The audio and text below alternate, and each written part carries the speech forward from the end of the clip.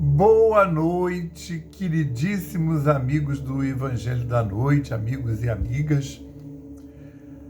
Hoje faremos o culto do dia 16 de junho de 2022, tá?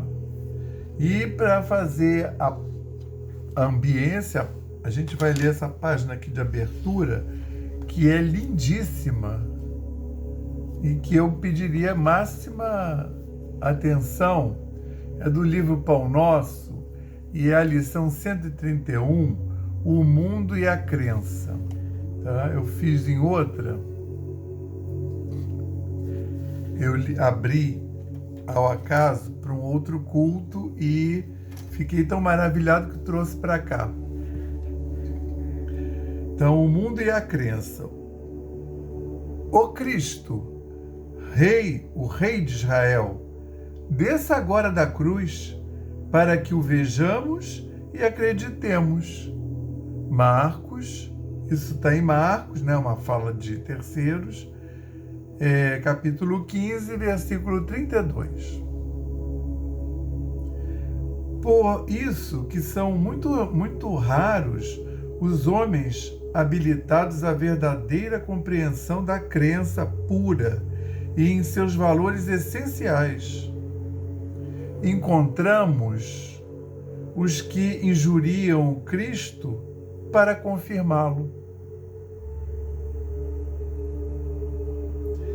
A mentalidade milagreira sempre nadou na superfície dos sentidos, sem atingir a zona do Espírito Eterno e, se não alcança os fins menos dignos aos quais se dirige, descamba para os desafios mordazes.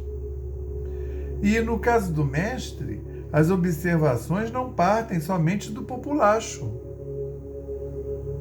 Asseverava Marcos que os principais dos sacerdotes, com os escribas, partilhavam dos movimentos insultuosos, como a dizer que intelectualismo não traduz elevação espiritual. Os manifestantes conservavam-se surdos para a boa nova do reino, cegos para a contemplação dos benefícios recebidos, insensíveis ao toque do amor de Jesus, que Jesus endereçara aos corações. Pretendiam apenas um espetáculo. Descesse o Cristo da cruz, num passe de mágica, e todos os problemas de crença interior estariam resolvidos. Será? O divino interpelado, contudo, não lhes deu outra resposta além do silêncio, dando-lhes a entender a magnitude de seu gesto inacessível ao propósito infantil dos inquiridores. Se és discípulo sincero do Evangelho, não te esqueça de que ainda hoje a situação não é muito diversa. Trabalha ponderadamente no serviço da fé. Une-te ao Senhor, dá quanto puderes em nome dele. E prossegue servindo na extensão do bem, convicto de que o vasto mundo interior apenas te pedirá maliciosamente, o vasto mundo inferior apenas te pedirá maliciosamente distrações e sinais. Graças a Deus.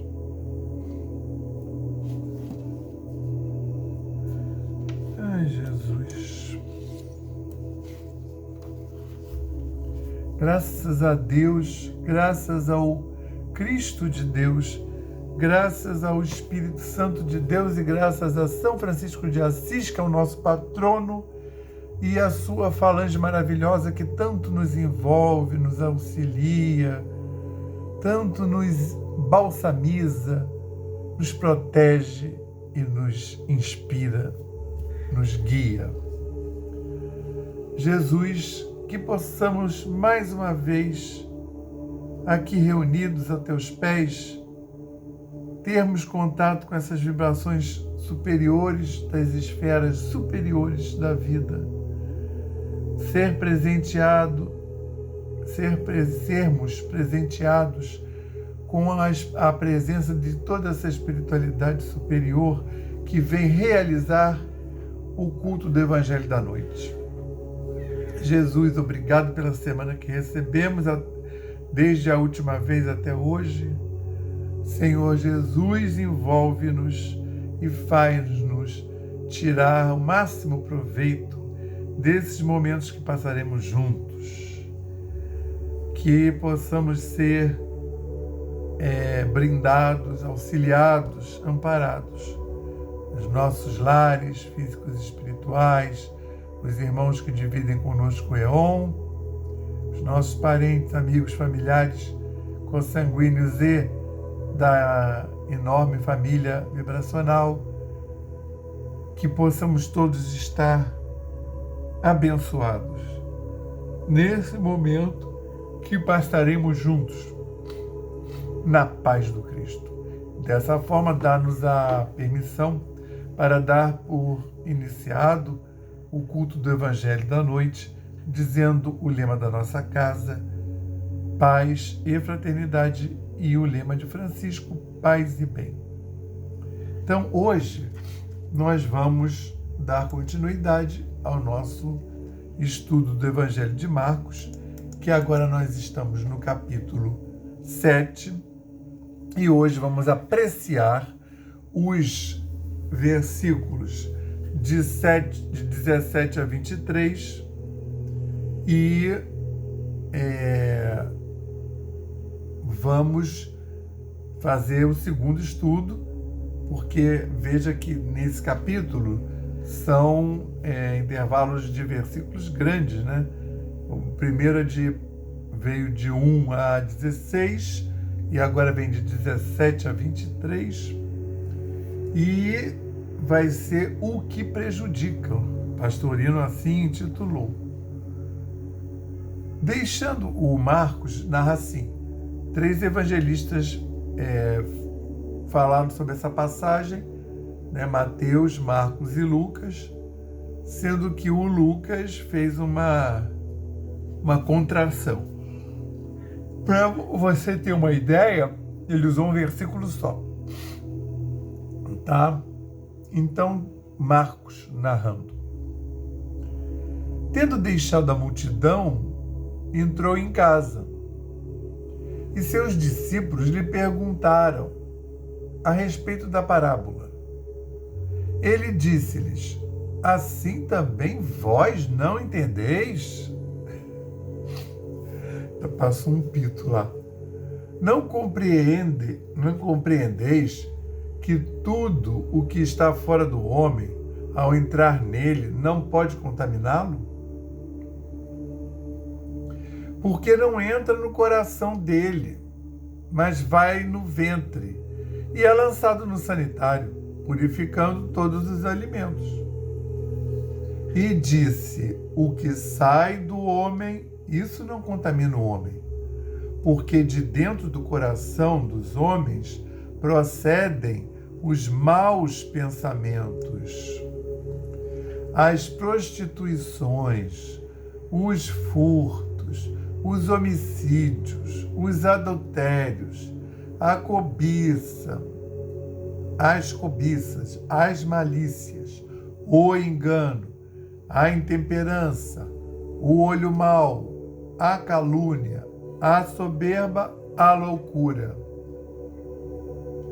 Todas essas coisas procedem de dentro e contaminam o homem.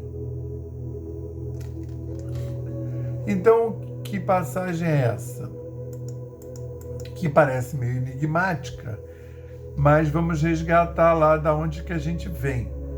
A primeira lição do capítulo 7 foi aquela dogmas humanos, que é justamente versículo 1 ao 16, que a gente viu na semana passada. Quem quiser se refrescar a memória, volta lá no culto da semana passada, Dogmas Humanos, que é quando os escribas e fariseus estavam lá seguindo Jesus, mas não por segui-lo ideologicamente, né? Eles estavam lá tomando conta do Cristo para ver como é que eles poderiam enquadrá-lo, né? Como é que eles poderiam prendê-lo, adverti-lo, né? Contingenciá-lo, intimidá-lo. E aí eles conseguiram uma boa, para eles, né? Na cabeça deles, uma boa transgressão, que era justamente ver que os discípulos, apóstolos, eles ainda não chamavam de apóstolos, eles chamam Cristo, os discípulos não lavavam as mãos. E Cristo não estava nem aí. E aí isso era uma falta grave perante a lei, né? Perante a lei, aí que vem. Porque o nome da passagem é Dogmas Humanos. Perante a lei dos homens. Então, isso estava na Escritura, tá, né? Na Escritura lá, livro de Levíticos, e tem cotejado em vários outros momentos, não só essa passagem, mas outras, da observância de não comer os animais impuros, que não pode fazer trabalho nenhum no sábado, que não pode andar mais de 2.000 passos, que não pode... Enfim, dogmas humanos. E aí o Cristo dá uma descompostura neles, falando que ele não estava lá para seguir dogmas humanos. E aí ele cita, né, que eles faziam muita observância a preceitos que tinham sido colocados nas Escrituras, nos livros, no Pentateuco, mas que não tinham vindo de Deus diretamente. Então eu sublinhava, lembrava, que não é que esses preceitos, alguns deles, que eram muitos, né? Eram 619. Então, assim, alguns deles realmente eram incremento para o modo de viver daquele povo, daquela etnia. Não estamos negando isso. Mas o Cristo também não estava negando. Ele estava chamando a atenção. Ele não estava dizendo, agora todo mundo pode comer com a mão suja, faz isso mesmo, come lagosta, come crustáceo, come porco, né? Para que fazer circuncisão? Ele não estava falando isso. Ele estava observando como a religião mesmo não estava sendo seguida, que eram os preceitos que tinham vindo de Deus, para colocar toda a carga religiosa, em termos de segmento, nos costumes, nas maneiras e modos de viver. E aí ele cita até, né, o Corban, se um dos mandamentos não honrar pai e mãe, e, no entanto, tinha um outro mandamento que não era mandamento, tinha um outro preceito colocado depois, que se esse filho, sabe-se lá por quê, fizesse a oferta dos seus bens, todos os seus bens, ao templo, ele ficava impedido de tirar qualquer centavo dali para sustentar ou ajudar o pai e a mãe dele. Entende? Então, o mandamento que existia lá, que Deus colocou, já era para amparar, porque é uma época que não tem aposentadoria, não tem INSS. Então, nem aquela merrequinha, né? A maioria do povo ganha um salário mínimo, né? Assim mesmo, porque está na lei que não pode ganhar menos que o salário mínimo, senão ainda ganhava menos. E aí não tinha nem isso. E era uma época que não tinha facilidade nenhuma. O cara acordava, ele tinha que trabalhar desde a hora que ele acordava, que era com a nascer do sol, até a hora que ele ia dormir, para poder ter o que comer, o que beber, o que vestir e onde morar. A vida não tinha nada industrializado, nada que auxiliasse essas criaturas. Eram eles trabalhando. Então a pessoa ficava velha, né? A pessoa envelhecendo, e ela não ia mais dar conta, né, de todas aquelas atividades. Então esperava-se, e aí, mas foi posto na lei porque devia ter muita gente não seguindo, que não amparava o pai e a mãe. E aí eles ficavam lá e morriam à míngua, que é o que acontecia com as viúvas também, né? Mulher sem homem. Então, por isso também era interessante ter um filho homem, para amparar, porque a filha mulher vai casar com um homem e ela vai lá para a família do marido. Ela não vai poder ficar indo lá para honrar pai e mãe. Entendeu? Devia ter algumas que faziam, mas não era o normal, porque a família do marido tinha que liberar. Ela tinha que trabalhar para a família do marido. Então, daí aquela importância de ter o filho homem, que permaneceu até, vou dizer até os dias de hoje, porque há ambientes agrários que as pessoas têm filho para ajudar na lida, que é como se diz, né? E aí o filho homem tem mais músculo, trabalha mais, pode fazer mais trabalho com a terra, mais trabalho pesado, entende? Embora as coisas estejam caindo e que as mulheres tranquilamente vão para a lida, né? Mas ainda assim, né, o filho homem, ele é mais festejado nesses ambientes rurais. Vamos lembrar que quando na China você só podia ter um filho, né? E no ambiente rural nascia menina, eles matavam. Porque eles ficavam perseguindo um filho homem. Eu não estou dizendo que é o 100% dos chineses agrários fizeram isso, mas uma boa parte, não sei se vocês sabem disso, né? Eles matavam porque, para questão agrária, é melhor o homem, né? Fizeram tanto que tem um desequilíbrio, né? Lá tem muito mais homem do que mulher, inclusive os homens não estão conseguindo mulher para casar. Tem uma pracinha lá que as mães levam a foto do filho para ver se arranja uma esposa. E agora eles viram que esse negócio não estava dando muito certo, e que inclusive o país estava ficando velho. Quem é que vai trabalhar? Eles permitiram agora ter 2 filhos. Mas é agora mesmo. Por agora aí.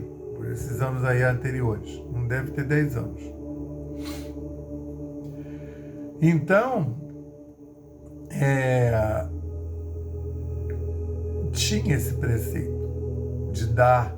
Eu posso fazer o Corban, que eu dou tudo meu ao tempo. A pessoa, aquele filho. Ou aquele filho, né, que a gente sabe que, por melhor que você crie, pode vir uma pessoa raivosa, que tem raiva de você e de outras encarnações, ou que tenha ficado descontente com a sua criação, entendeu? A gente sabe que tem isso. E aí ele queira lhe retalhar, ele doa tudo para o templo, doava naquela época.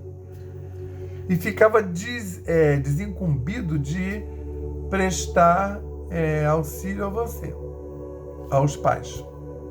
E aí o Cristo lembrou isso para eles. Justamente para os fariseus. Os fariseus eram esse povo, era essa classe que queria fazer, cumprir, observava e ficava tomando conta de todo mundo. E fulano, olha lá, tinha que ter chegado tal hora, chegou, passou pelo portal do templo, não fez a reverência, não fez aquelas 3 orações. Era o povo que ficava lá anotando tudo. Então, aí imagina a felicidade desses fariseus, ser chamado a atenção pelo Cristo e ter isso, ter a própria chamada que eles queriam dar jogada contra eles, né? Mostrada, né? Como eles estavam errados. E aí o Cristo fala, vocês são bem piores, né? Vocês se desobrigam de uma lei de Deus para seguir uma lei do homem. Uma lei que foi... Aí eu chamo a atenção para o seguinte, chamei a atenção.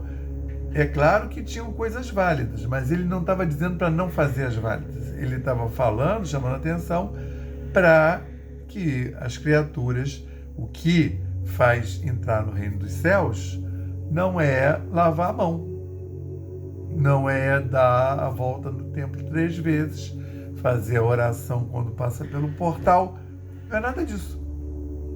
Rezar em voz alta na porta do templo, com a cara suja de cinza para dizer que está arrependido, fazer jejum e ficar com a carinha assim. Nada disso leva. O que leva é isso que está agora nessa lição, né? O que prejudica. E aí os apóstolos, eles ouviram, mas ainda, eles assim, né? Quem fala é Pedro, né? Eles todos estavam com essa dúvida, mas Pedro é que chega lá e dá a cara a tapa, vamos dizer assim. E aí Pedro pergunta, né? Depois que o Cristo entra em casa, né? Por isso, tendo deixado a multidão, entrou em casa e os seus discípulos lhe perguntaram a respeito da parábola. E ele disse-lhes: assim também vós não entendeis? Não compreendeis que tudo que está fora do homem, ao entrar nele, não pode contaminá-lo? Focando no questão de lavar a mão. Então, porque não pode contaminá-lo? E ele vai destrinchando. Porque não entra no coração dele, homem, mas no ventre. Você vê que é um adianto disso, né? E é lançado no sanitário, purificando todos os alimentos. É claro que ele está descrevendo os caminhos, né? Então, usando esse exemplo focal do lavar a mão. Então, a questão é, você poderia vir da rua com a mão contaminada, comer porque não tem talher, tá? É uma sociedade que não tem talher. É tudo, o pão é rasgado na mão, você rasga o pão, dá pro vizinho, tá? Não tem muita água para lavar a mão, mas eles conseguiam, tinham as terrinas para blusões. Quando era um lugar de grande circulação, era uma talha. Lá nas bodas de Caná, quando Cristo faz aquelas 6 talhas de água se transformarem em vinho, eram as águas que eles guardavam para fazer todos os rituais, inclusive quando chegar, pegava, não é enfiar a mão na talha não, tá? Pegava com uma jarra e jogava na mão da pessoa, tá? A pessoa tinha que lavar a mão com uma outra pessoa ali. E esse material todo, essas jarras de metal que já tinha, né? E os pratos, né? Ali, não sei se no outro falava talheres, mas eles não tinham talheres propriamente dito, né? Tanto é que é tudo assim, né? Até hoje as comidas de lá, né? É tipo um cuscuz marroquino, né? É um negocinho, ó, que você faz assim, ó, e com a folha, com o auxílio de alguma folha comestível. No caso, usavam muito folha de parreira, folha da videira, né? Que eles plantavam a uva para fazer o vinho. E aí vai fazer o quê com as folhas? Opa! Por isso que a folha, por isso que tem os famosos charutinhos, né? Que você põe a carne dentro, faz aquele charutinho com a folha e põe lá para cozinhar, né? Lembrando que não tinha outra maneira de você acondicionar facilmente, né, os seus alimentos para cozinhar. Então como é que você faz pamonha? Com a palha do milho, com a capa do milho, né? Por quê? Porque é muito mais fácil, é o material que está ali, né? Hoje em dia, você vai fazer um pernil, você tem um saco de assar, né? Aí você põe lá dentro, põe no forno e vai assar muito, muito bem, vai ficar fofinho porque vai ficar dentro daquela atmosfera úmida. Mas nem sempre foi assim, tá? E era o caso deles aqui. Então, aquelas comidas, você vai lá para o Oriente Próximo, começa no próximo, Oriente Próximo. Mas certamente, Oriente Médio, né? Você vê que até o arroz japonês é grumadinho, né? Para você poder modelar. Depois, você vê, o japonês já estava adiantadíssimo.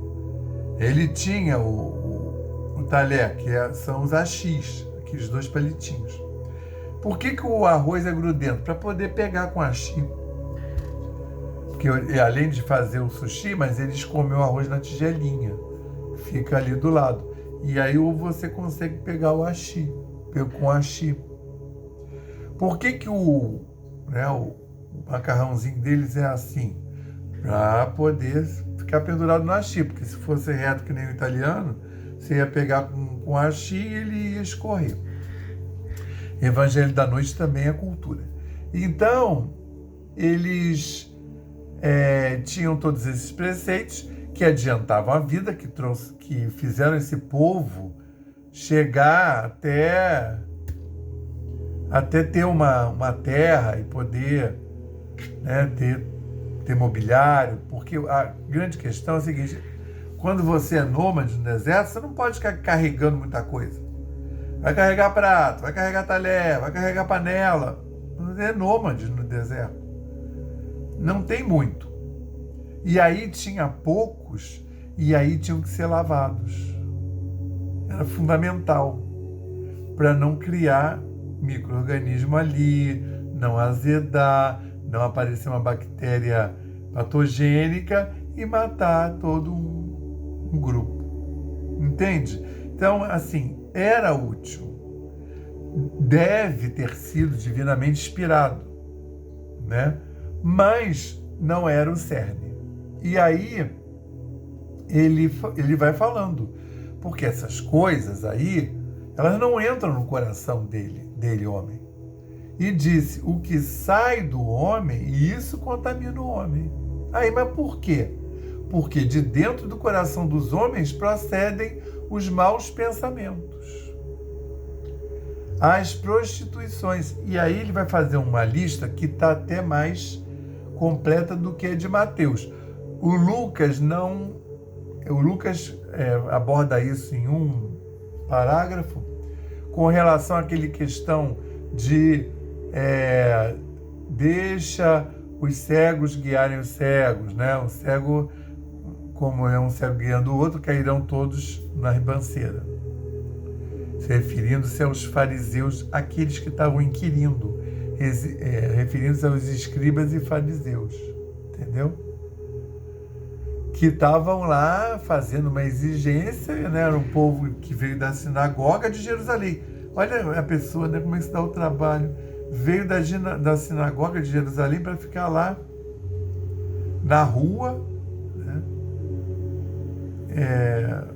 Deve ter pedido auxílio lá alguma sinagoga perto, mas para ouvir o Cristo tinha que ficar na periferia, junto com o povo todo, só para poder dar uma puxada de de tapete nele, né? Agora você imagina, isso é muita desgraça, né?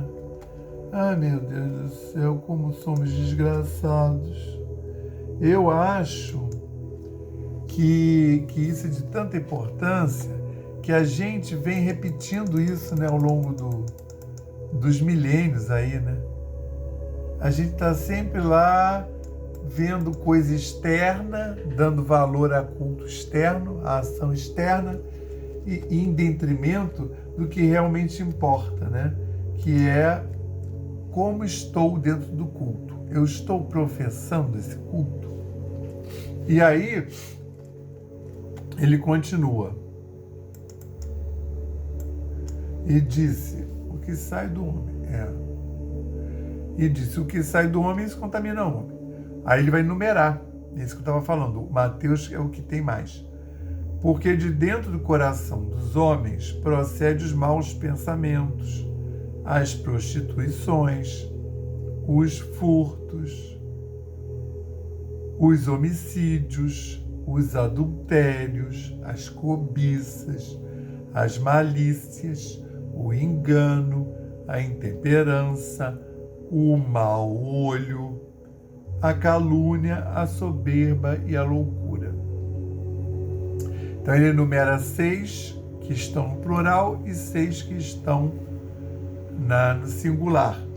E diz que o que sai do homem, isso contamina o homem, porque de dentro do coração dos homens procedem. O que é dentro do coração? O dentro do coração não é exatamente o coração, é dentro do corpo emocional, tá? Por que isso chegou até hoje, que a gente fala assim, fulano sabe isso de cor. É de cor, sabe de cor e salteado, para falar de trás para frente. Saber de cor é saber de coração. Por quê? Porque o coração ficou ligado ao sendo o órgão das emoções. E por quê? Porque quando você estava numa grande emoção, o teu coração disparava, palpitava, batia mais forte. E aí os antigos tinham a crença de que as emoções estavam no coração, né? Mas a gente sabe que estão todas guardadas no nosso cérebro potente. E aí, sai do coração, sai dessa produção mental. Entende? Então, na verdade, aí a gente tem, se você pegar toda essa lista, você tem o quê? O que ele diz sai do homem? O que sai do homem? O que sai do homem, em primeiro lugar, é um ato. Eu vou lá e faço mal ao outro, né? Então, coisas que eu faço. Para eu fazer, eu arquitetei.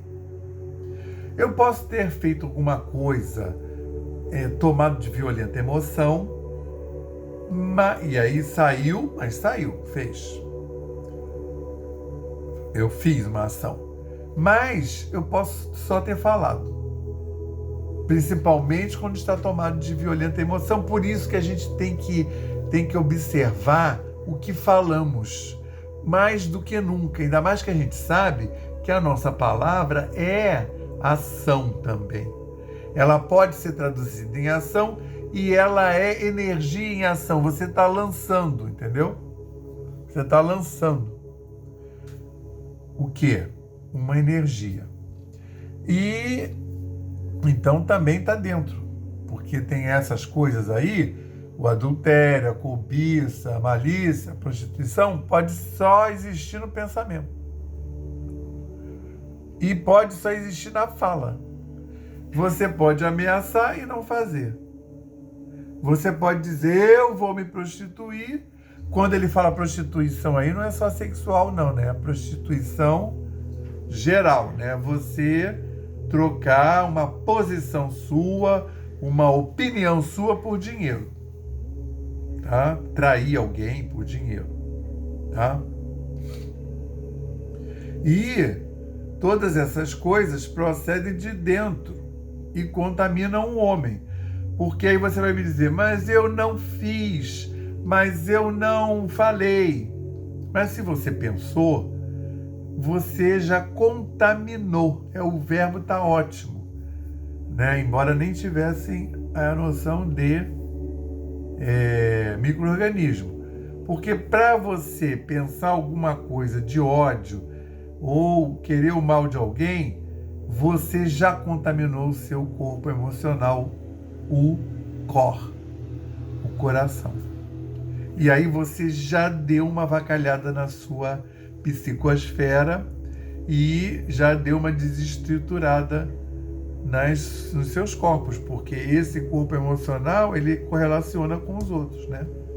O Kardec, quando recebeu, simplificou, né?